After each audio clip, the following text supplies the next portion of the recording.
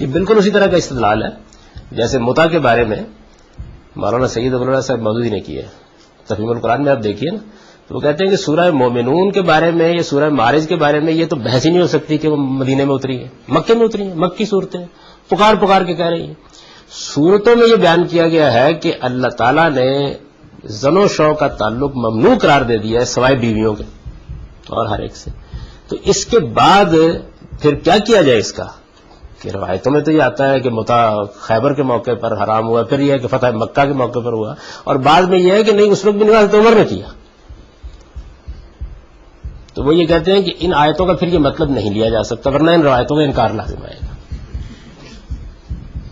تو اس طرح کے استدلال سے تو ایسی باتوں کے بارے میں آدمی کچھ بھی کہہ سکتا ہے، لیکن قرآن مجید بالکل واضح ہے کہ رسالت میں آپ صلی اللہ علیہ وسلم سیل ہے نبوت کی، بند کر دیا آپ نے، یعنی اب ختم ہو گیا یہ معاملہ، اب نہ وحی نہ الہام کوئی چیز نہیں ہو سکتی. جی پھر قرات والا باب میں پڑھاؤں گا آپ کو.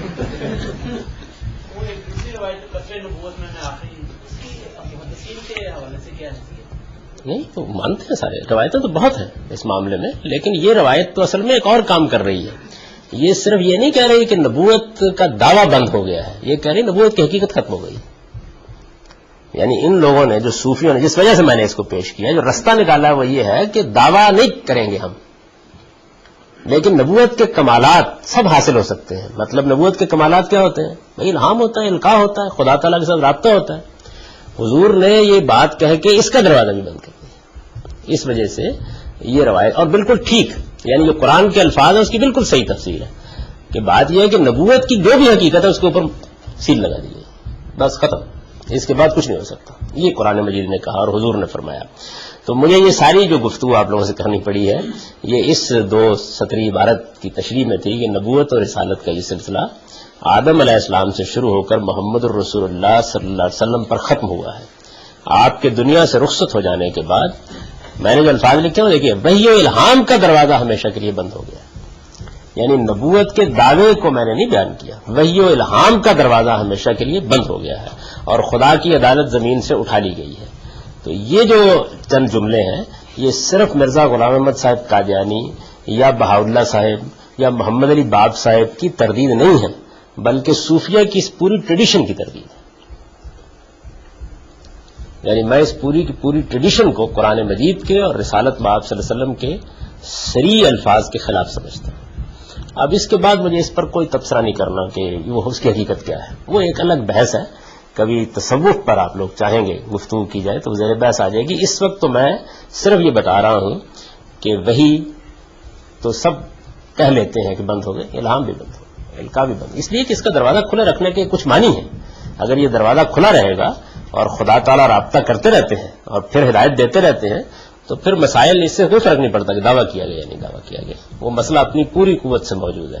اور میں نے عرض کیا کہ نہ قرآن کے الفاظ میں اس کی کوئی گنجائش ہے جو صوفیہ کے بیانات ہیں جو آپ نے سنے، اور نہ نبی صلی اللہ علیہ وسلم نے اس میں کوئی گنجائش باقی رکھی ہے سوائے اس کے کہ وہ بات کہی جائے جو حافظ ابن حجر نے کہی ہے کہ بھائی بات یہ ہے کہ آخر اتنے صالحین کہتے ہیں کہ ہم کو الہام ہوا ہے، تو پھر اس روایت کا وہ مطلب نہیں ہو سکتا.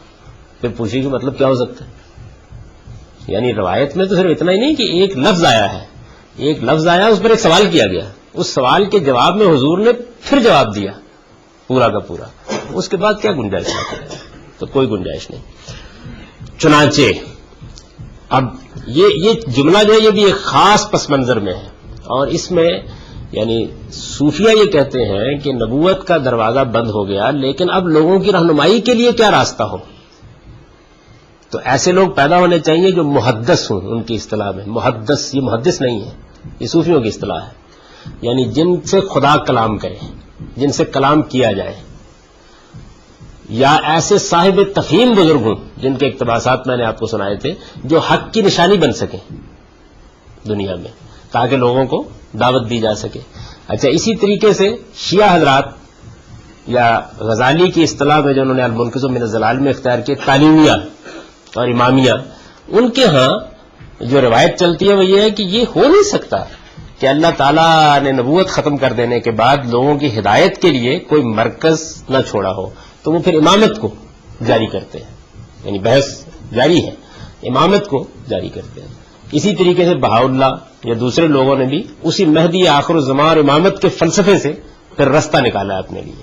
یعنی وہ آپ پڑھیں گے کبھی بہائیت کی تاریخ، آپ کو معلوم ہوا کہ باقاعدہ کچھ اہل علم تھے شیعوں کے جو تلاش کر رہے تھے. وہ کہہ رہے تھے کہ ساری نشانیاں پوری ہو رہی ہیں اور وہ جو مہدی کی روایات ہیں ان کے مطابق مہدی کو آنا چاہیے. تو پھر ایک صاحب جو تھے وہ تلاش کرتے کرتے شیراز میں گئے اور وہاں ان کی ایک 24 سالہ نوجوان محمد علی شیرازی سے ملاقات ہوئی، اور اس ملاقات میں پھر کوئی رات کو عشاء کے قریب محمد علی شیرازی صاحب نے مہدی ہونے کا دعویٰ کیا.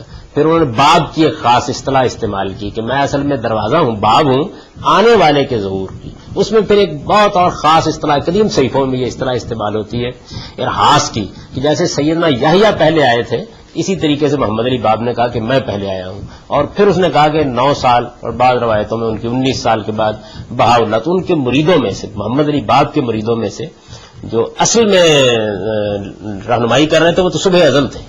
صبح ازل ایک صاحب کا نام ہے بھائیوں کیا، لیکن بعد میں یہ جو بہاؤاللہ تھے انہوں نے جب ان کو جلاوطن کیا گیا ہے تو انہوں نے سفر کے دوران میں یہ دعویٰ کر دیا.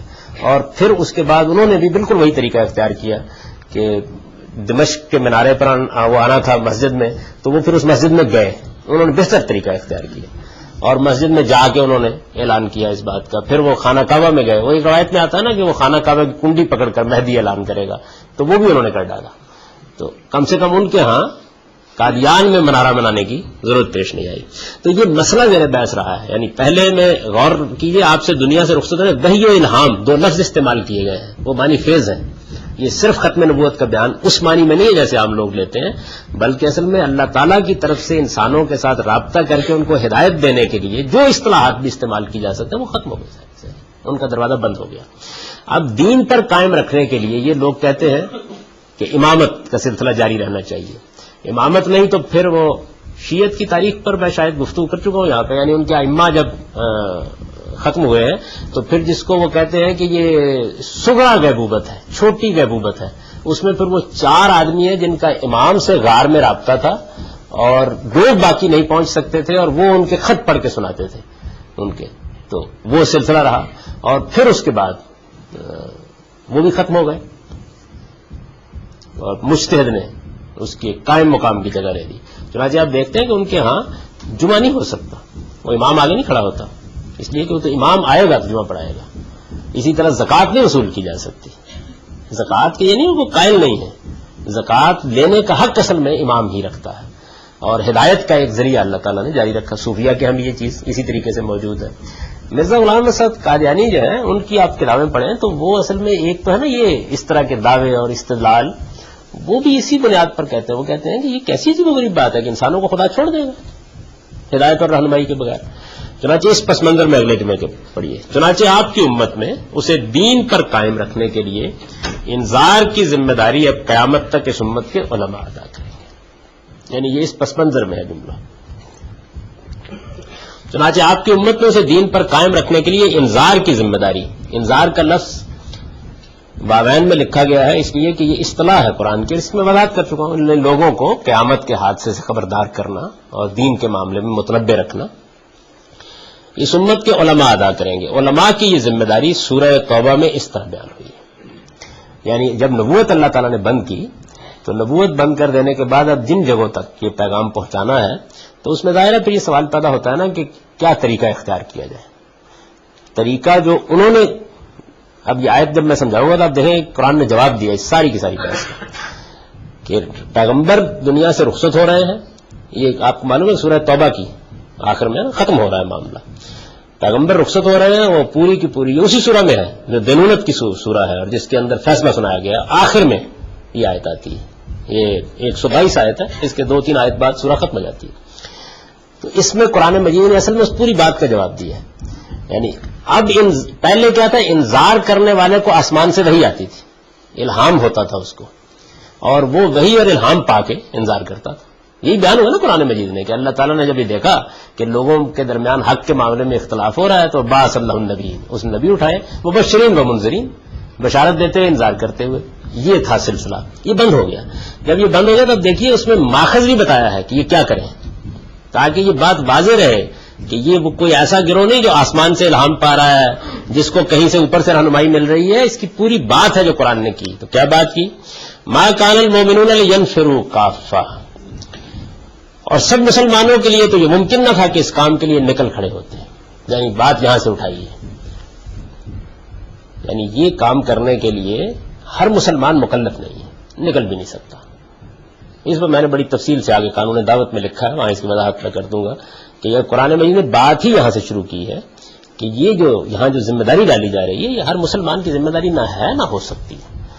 آدمی کو اپنے معاش کی جدوجہد کرنی ہے، اس کو سائنس میں تحقیق کرنی ہے، اس کو دنیا کے اور معاملات انجام دینا. خدا کی دنیا جس اسکیم پر بنائی گئی ہے اس میں کاروبار بھی ہونا ہے، اس میں سیاست بھی ہونی ہے اور معاملات بھی ہونے ہیں. تو سب مسلمانوں سے جتنا تقاضا ہے، فرمایا نہ یہ ان کے لیے ممکن ہے. فلولا نفر من كل فرقة منهم طائفہ، ظاہر ہے کہ وہ پھیلتے جا رہے ہیں نا، یعنی اب نبی صلی اللہ علیہ وسلم دنیا سے رخصت ہو رہے ہیں اور مسلمان پھیلتے جا رہے ہیں. تو فرمایا کہ جو بھی مسلمانوں کے مختلف گروہ ہیں ان کے اندر سے کچھ لوگ نکلے. نکل کے کیا کریں؟ الہام نہیں، القاء نہیں، وحی نہیں، چلہ نہیں، مراقبہ نہیں، مکاشفہ نہیں، لیتفقہوا فی الدین. یہ جو دین دیا گیا اس کو سمجھ لیں، یہ جو دین دیا گیا ہے نا اس کی بصیرت پیدا کریں، اس کو سمجھ لیں. یعنی اللہ کے پیغمبر نے جو دین دیا ہے لیتفقہوا فی الدین، اس کے اندر تفقہ کریں، اس میں بصیرت پیدا کریں، اس کو سمجھ لیں. اور پھر کیا کریں؟ وَلْيُنذِرُوا قَوْمَهُمْ، پھر جا کے اپنی قوم کو انذار کریں. اذا رجعوا الیہم، جب وہ اس کو سمجھ لیں، یعنی آئیں یہاں پہ آ کے بہت اچھی طرح دین کی بصیرت پیدا کر لیں. جب وہ پیدا ہو جائے تو جائیں علم حاصل کریں. وہ سادہ لفظوں میں یہ کہیے کہ وہ دین کا بہت گہرا علم حاصل کریں، ایک طالب علم بن کر اپنے گھر سے نکلیں. جب علم گہرا حاصل کر لیں، تفاعل کا صیغہ نا، یتفقہوا فی الدین، دین کی گہری بصیرت جب اپنے اندر پیدا کر لیں تو پھر جا کے اپنی قوم کو انذار کریں جب ان کے اوپر لعلہم یحذرون، تاکہ وہ اللہ تعالیٰ کی گرفت سے بچتے رہیں. یعنی یہ گویا اللہ تعالیٰ نے آگے کے لیے اس امت کی اصلاح کا بندوبست کر دیا کہ اس میں پہلی بات تو یہ کہ کام مسلمانوں کو کرنا ہے. سب مسلمانوں کو نہیں کرنا، ان میں سے جن کو اللہ توفیق دے وہ چند لوگ نکلیں اور یہ کام کریں. جو لوگ نکلیں ان کو نہ کسی جگہ مکاشفے کے لیے بیٹھنا ہے، نہ الہام حاصل کرنے کے لیے بیٹھنا ہے، نہ وہی ان کے اوپر آئے گی. نہیں، یہ دین ہے خدا کا جو دے دیا گیا ہے، اس کی اچھی گہری بصیرت وہ اپنے اندر پیدا کر لیں. اس کا علم جس طرح کے حاصل کرنے کا حق ہے اس طریقے سے حاصل کر لیں. جب اس کا گہرا علم وہ حاصل کر لیں تو پھر اس کی بنیاد کے اوپر وہ اپنی قوم کو انذار کریں. یہ گویا قرآن مجید نے اب آگے کا مسئلہ جو ہے صاف. اگر آپ کے ذہن میں یہ ساری بحثیں ہوں اور ان کو آپ پڑھیں تفصیل کے ساتھ کہ یہ بحث کہاں سے پیدا ہوئی ہے کہ پیغمبر نبوت ختم ہو گئی، ایک تو پہلو یہ ہے. اب اس کے بعد مسئلہ یہ ہے کہ لوگوں کی ہدایت، ان کو صحیح حق پر رکھنے کا پھر کیا انتظام اللہ تعالیٰ نے کیا ہے.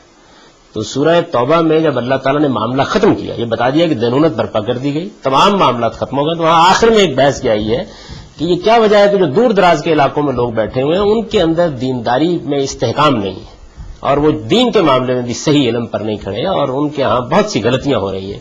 تو فرمایا کہ ان لوگوں کو اچھی صحبت میسر نہیں رہی، لہٰذا اب ان کے اندر سے کچھ لوگ نکلیں، وہ آئے مدینے میں آ کر دین کی صحیح بصیرت حاصل کریں اور جائیں اور جا کے اپنی قوم کو انذار کریں. یہاں سے وہ اللہ تعالیٰ نے اس مسئلے کا حل کیا. اور اس کے بعد امت کے اندر جو صحیح ٹریڈیشن چلی ہے وہ یہی ہے، یعنی کچھ لوگ خدا کے دین کی بصیرت حاصل کرتے ہیں، اس میں تفقہ حاصل کرتے ہیں، اور اس کے بعد ہماری امت میں اللہ کا بڑا شکر ہے کہ ہمیشہ اس طرح جاری ہے. مجھ سے بہت سے لوگ پوچھتے ہیں کہ تمہاری اسلام کی نشت ثانیہ کے بارے میں کیا رائے ہے، تو میں ان سے یہ عرض کرتا ہوں یہ تعبیر ٹھیک نہیں ہے. اس کی وجہ یہ ہے کہ اسلام تو کبھی نہیں مرا، زندہ اور پائندہ ہے. اس کی کتاب زندہ ہے، اس کے پیغمبر کی سیرت زندہ ہے، وہ بالکل تاریخ کی روشنی میں کھڑا ہے، اور اس دین کو سمجھنے والے، اس میں بصیرت رکھنے والے اہل علم مسلسل پیدا ہو رہے ہیں. اور حد یہ ہے کہ جو انتہائی دور زوال ہے اس میں اس درجے کے پیدا ہو رہے ہیں کہ کوئی کمی نہیں ہے اس کے اندر. تو یہ اللہ تعالیٰ کا جاری کردہ سلسلہ ہے جو ہمیشہ قیامت تک جاری رہے گا. نبی صاحب ایک سوال ہے جی. یہ جو بات ہے یہ بیسیکلی مثبت بات ہے، پازیٹو بات ہے کہ علماء نے حضور اکرم کے جانے کے بعد یہ ذمہ داری اٹھانی ہے، لیکن قرآن کی آیت کے جو الفاظ ہیں وہ منفی انداز میں بیان کر رہے ہیں. ایسے محسوس ہوتا ہے جیسے یہ کام ہو نہیں رہا اور ایک خاص طریقے سے طنز کیا جا رہا ہے کہ ایسا کیوں نہیں ہوا کہ تم میں سے ایسے لوگ اٹھتے. ایسا ہی تھا، یعنی قرآن مجید میں تو اصل میں بات جیسے میں نے عرض کیا نا وہ پیغمبر کی سرگزشت انذار ہے، تو بات اصل میں ایک صورتحال میں ہوتی ہے. یہ دور دراز کی بستیوں کے جو لوگ تھے یہ آتے ہی نہیں تھے، ان میں